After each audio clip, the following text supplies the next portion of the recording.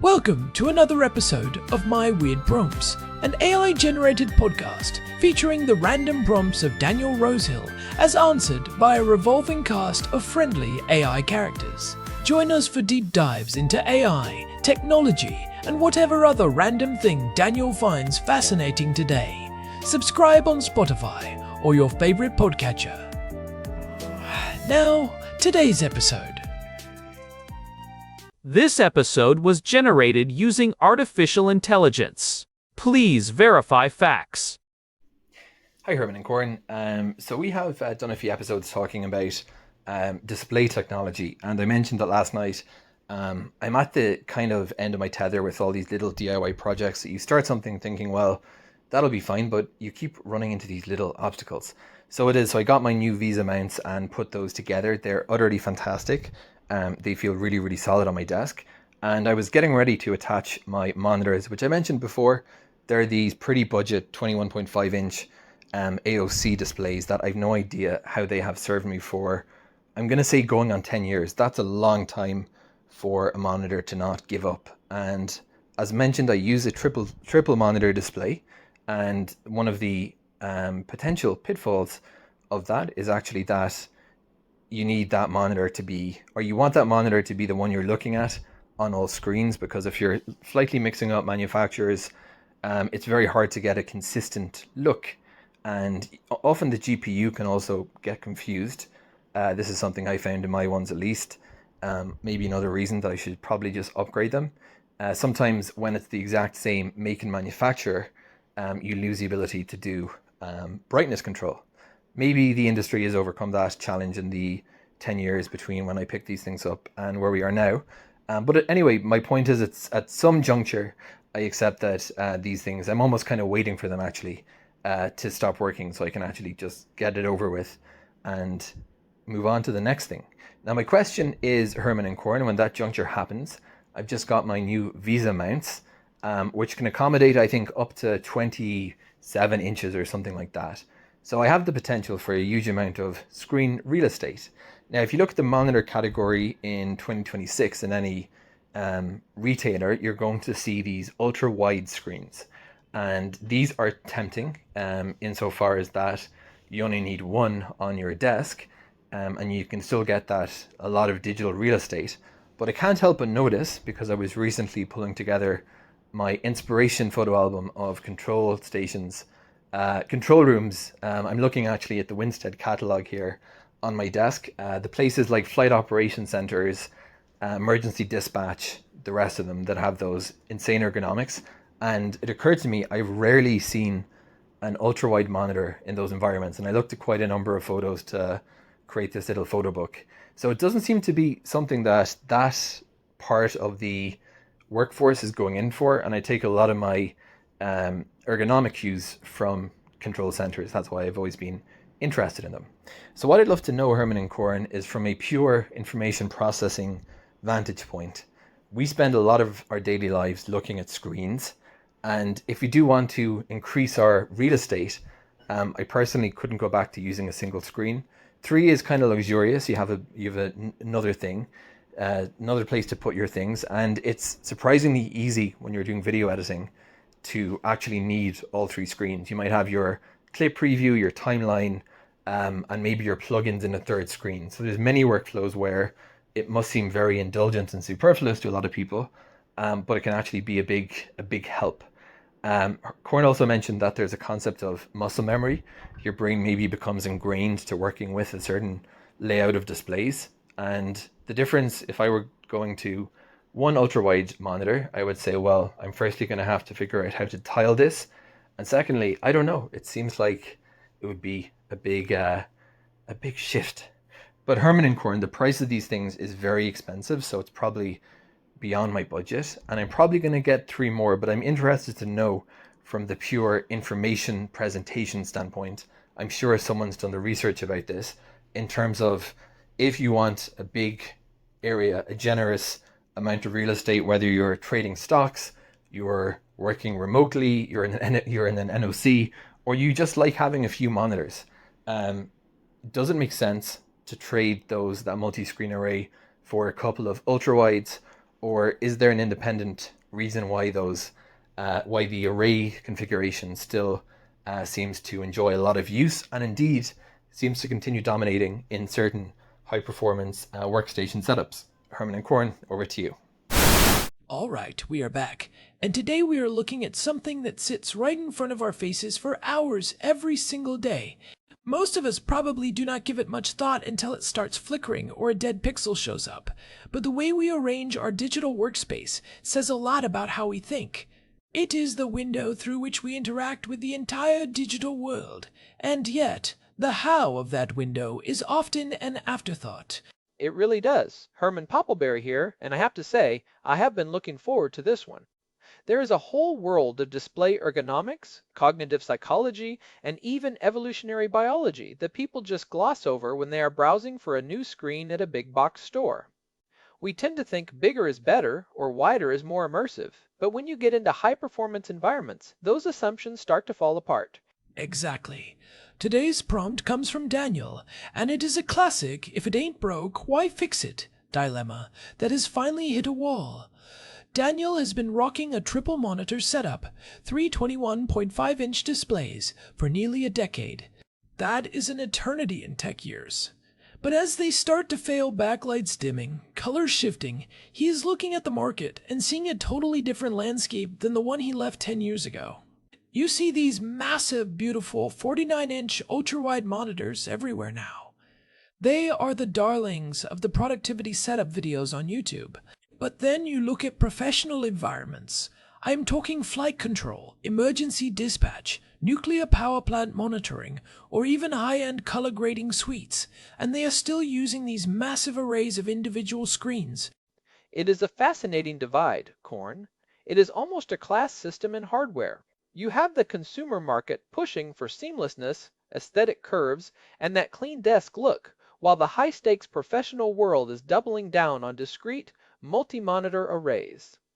It makes you wonder if the professionals know something that the average gamer or office worker has missed, or if they are just stuck in their ways. That is the core of it. Is there a genuine information processing advantage to having physical bezels between your screens, or is the professional world just slow to change? I want to dig into the ergonomics, the cognitive load, the hardware limitations, and even the financial side of this. Because for Daniel, this is not just an aesthetic choice, it is about how he is going to work for the next 10 years. Well, let us start with the most basic difference, which is the physical versus the virtual boundary. When you have three separate monitors, you have a physical frame around each one. In the tech world, we usually complain about bezels, right? We want them as thin as possible or non-existent. But in a high-performance environment, those bezels actually serve a critical purpose. They act as a cognitive anchor. A cognitive anchor? Explain that. It sounds like you are saying the black plastic bars are actually a feature, not a bug. In a very real psychological sense, they are. Think about how your brain organizes space. This goes back to basic Gestalt principles of grouping. If you are in a kitchen, you know the silverware is in one drawer and the spices are in a cabinet. You do not have to think about it because there are physical boundaries separating those zones. When you have three separate monitors, your brain treats each one as a distinct physical location. The monitor on the left is for my email and communication. The monitor in the middle is my primary focus, and the monitor on the right is for my reference material or secondary tools. So, you are saying that the physical separation reduces the mental effort of sorting through windows. Precisely. It is about spatial indexing. On a single massive ultrawide, everything exists on one continuous digital plane.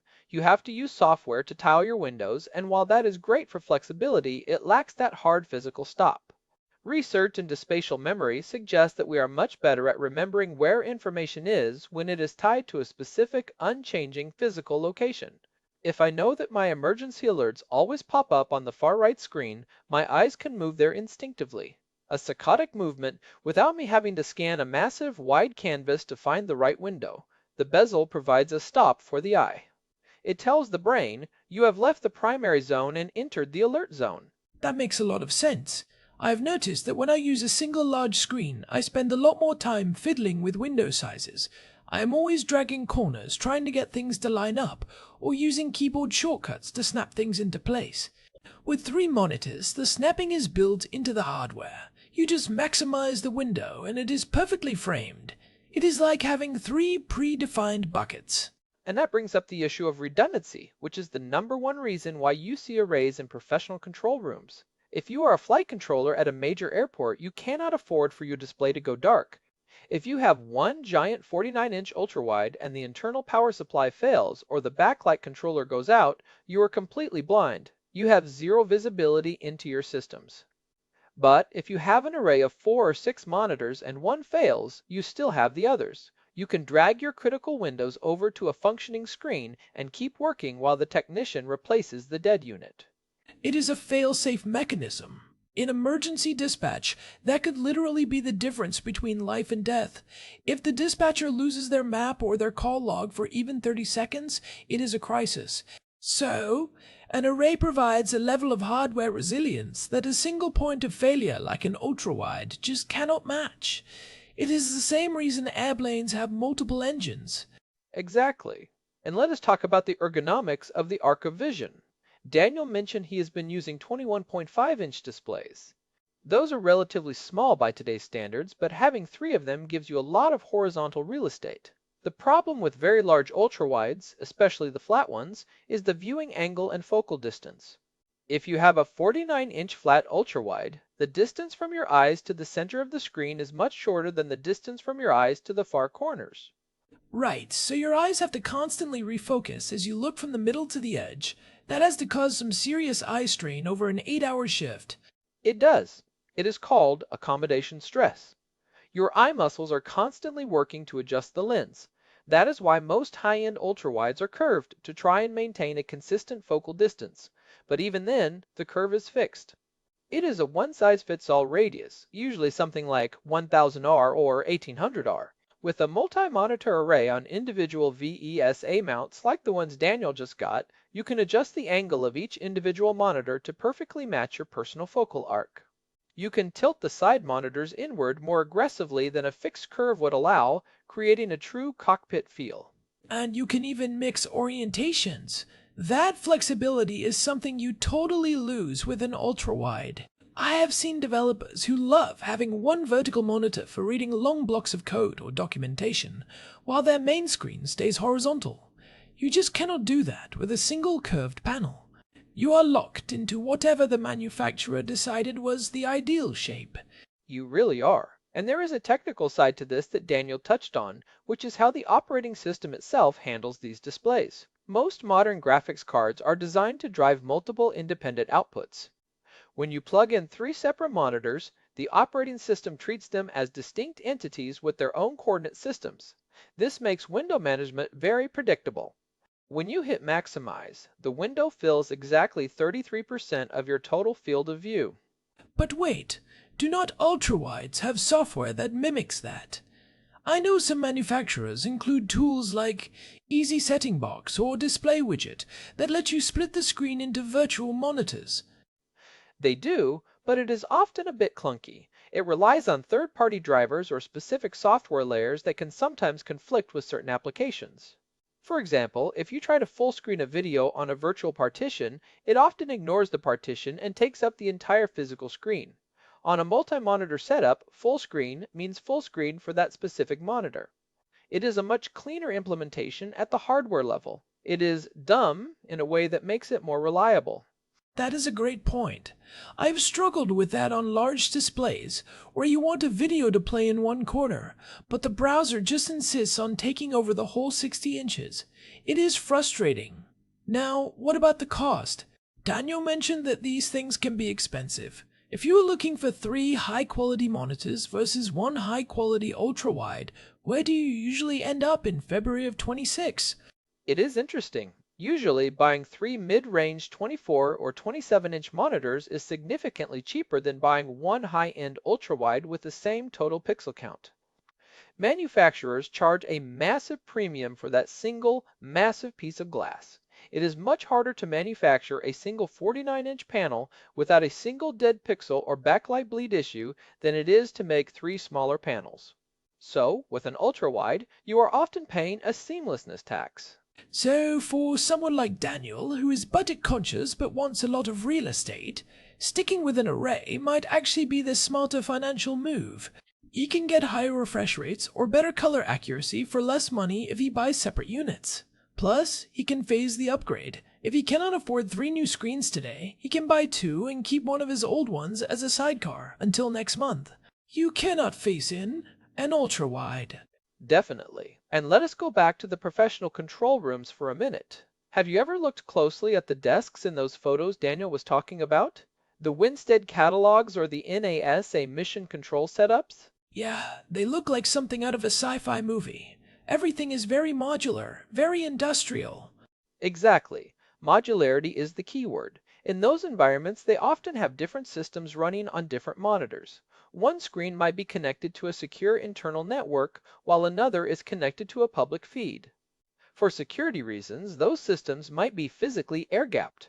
You cannot run 2 air-gapped systems on a single ultrawide monitor without some very expensive and complex specialized hardware like a secure KVM switch with multi-view capabilities. But with an array, you just plug the first computer into monitor A and the second into monitor B. They share a desk, but they never share a data bus. Ah, the hardware level isolation. I had not even thought of that. If you are dealing with sensitive data, you do not want your secure terminal and your web browser even sharing the same display buffer if you can help it. It is about total control over the information flow. Right. And there is another factor, which is vertical real estate. Most ultrawides are very wide but not very tall. They are usually 1440 pixels high, the 1440p standard. If you are doing something like video editing, which Daniel mentioned he does, having that extra height can be really useful for seeing more tracks in your timeline or more properties in your inspector window. True. A lot of the ultrawides are basically just two 27-inch monitors side by side, but they lose that vertical flexibility. If you stack 2 monitors on top of each other in an array, you get a massive vertical canvas that an ultrawide just cannot replicate unless you get one of those rare, super tall displays like the Samsung Odyssey Arc, which is essentially 2 monitors fused vertically. And even those have their issues. Let us talk about the neck strain. If you have a monitor that is too tall, you are constantly looking up and down, which is actually harder on your neck than looking left and right. Our necks are designed for horizontal scanning. That is how we evolved to look for predators on the horizon. Looking up and down for long periods can lead to significant cervical spine issues. So, the horizontal array actually plays into our evolutionary biology. That is a deep cut, Herman. I am serious. The horizontal plane is our natural field of view. But there is a limit. If the array is too wide, you end up with the same problem as the flat ultrawide, where you are turning your whole head instead of just moving your eyes. That is why the angle of the side monitors is so critical. You want them to be within your peripheral vision, so you can just flick your eyes over to check a status update. This is what pilots call the primary field of view. Anything outside of a 30-degree cone requires head movement, which increases fatigue over time. I wonder if there is a sweet spot for the number of monitors. Daniel is using 3. I have seen some setups with 6, usually in a 2x3 grid. At what point does it become diminishing returns? At what point do you just have too much information to process? There is a concept in psychology called the span of apprehension. It is the amount of information you can take in at a single glance. For most people, once you get past 3 monitors, you are no longer glancing, you are searching. You have to actively move your head and hunt for the information. That is why in those mission control rooms, you will see one person responsible for one specific bank of screens. They are not trying to watch all 40 monitors at once. They have their specific zone. For a single user, 3 monitors usually represent the limit of what you can manage without feeling overwhelmed. You know, Daniel mentioned the muscle memory aspect too. His brain is trained to look at specific spots for specific things. If he switched to a single ultrawide, he would have to retrain his entire workflow. Every time he opened a new window, he would have to manually position it where his brain expects it to be. That transition period could be a huge hit to productivity.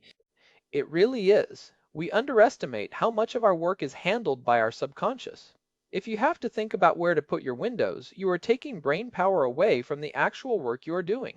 It is like moving the keys around on someone's keyboard. They could still type, but it would be agonizingly slow for weeks. By sticking with 3 monitors, Daniel is preserving 10 years of spatial muscle memory. So, if Daniel is happy with his 3-monitor flow, there is a very strong argument for him to just stick with what works. He has already invested the time in building that spatial map in his head. Upgrading to 3 newer, slightly larger monitors, maybe 24 or 27 inches, would give him more pixels and better quality without breaking his mental model. I think that is the smartest path. And let us not forget the technical headache of driving a super high resolution ultra-wide. Some of those 5K by 2K displays require a lot of bandwidth. If you are on an older machine or a laptop with limited ports, you might struggle to get the full refresh rate. Driving 3 separate 1080p or 1440p monitors is often easier for the hardware to handle because the load is distributed across multiple ports, maybe 2 display ports and 1 HDMI. That is a good practical tip. Check your ports before you buy a massive screen. You might find out your computer can only drive it at 30 Hz, which looks terrible. It is like watching a slideshow. Not great for video editing. Definitely not. And we should talk about the information sent. This is a term from human-computer interaction. It refers to the cues that tell a user where to find the information they need. In a multi-monitor setup, the bezel is a high-contrast cue. It tells the brain this is a different context. On an ultra-wide, the scent is weaker because the boundaries are just pixels. If your software-based window snapping fails or a window overlaps slightly, that scent gets messy. It is like the difference between a house with walls and an open concept studio apartment. The open concept looks great in photos, but sometimes you want a wall between the kitchen and the bedroom so you do not smell the onions while you are trying to sleep. That is a perfect analogy. The bezels are the walls of your digital house. They keep the smells of your different tasks from mixing. So, let us recap the case for the multi-monitor array. We have got redundancy and fail-safety, which is why the pros use it. We have got the cognitive benefit of physical boundaries and spatial anchoring. We have the ergonomic flexibility to adjust angles and orientation to fit your specific body. And we have the hardware-level isolation for different systems or tasks.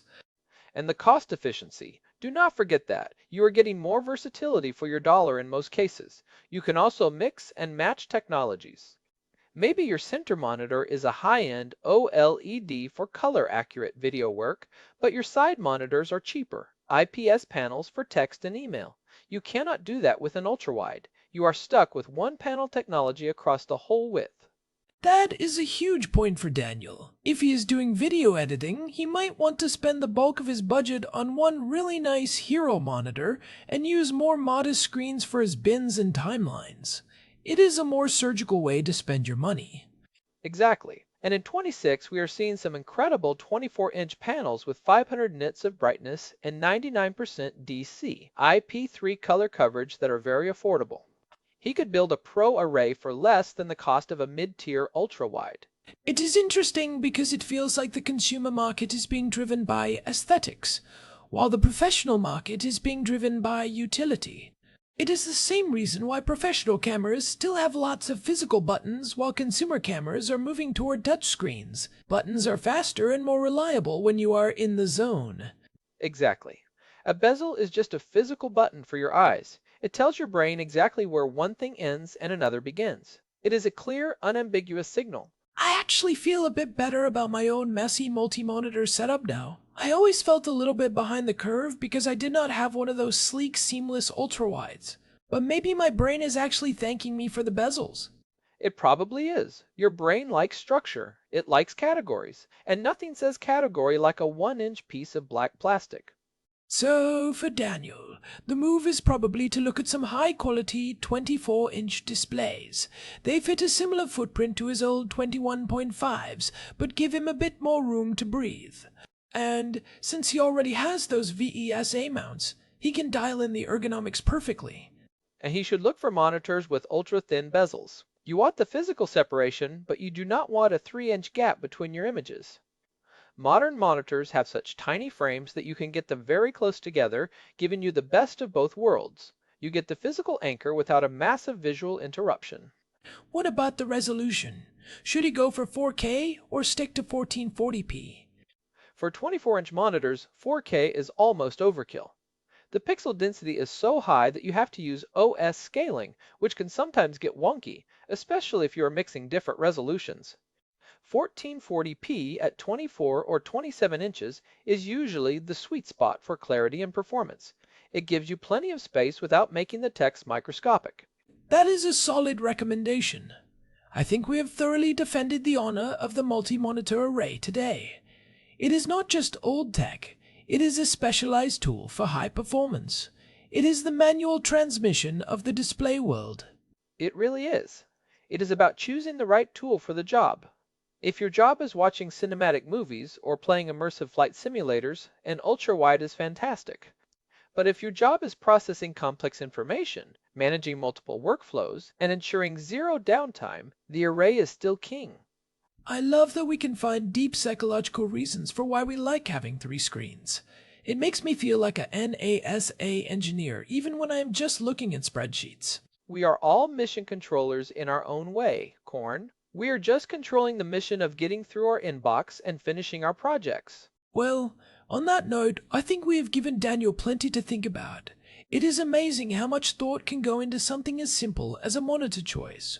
But when you spend 10 years with a setup, you want to make sure the next 10 are even better. Absolutely, and I hope he enjoys those new mounts. There is nothing quite as satisfying as a perfectly aligned monitor array. It is like a well-organized toolbox where every wrench has its place. It really is. Well, thanks for diving into the weeds with me on this one, Herman. It was a lot more interesting than I expected. I'm going to go home and polish my bezels. My pleasure. I could talk about screen real estate and foveal vision all day. I know you could. And hey, to everyone listening, we really appreciate you spending your time with us. If you are enjoying the show, we would really love it if you could leave a review on your favorite podcast app. It genuinely helps other people find us, and we love hearing what you think about these weird prompts. It really does make a difference. We see every one of them and they keep us going. You can find us on Spotify, Apple Podcasts, and pretty much everywhere else. Our website is myweirdprompts.com, where you can find all our past episodes and a contact form if you want to reach out with your own setup dilemmas. And you can also email us directly at show@myweirdprompts.com. We are always looking for new topics to explore, whether it is hardware, software, or just the weird ways we interact with the world. This has been My Weird Prompts. Thanks for listening, and we will catch you in the next one. Goodbye, everyone. Keep those screens aligned. This episode was generated using Gemini Flash 3. Text-to-speech engine was Chatterbox. Thanks for listening to another episode of My Weird Prompts, an AI-generated podcast featuring Daniel Rosehill's AI prompts, as answered by a revolving cast of friendly AI characters including me, Cornelius the Sloth. Subscribe on Spotify or visit myweirdprompts.com.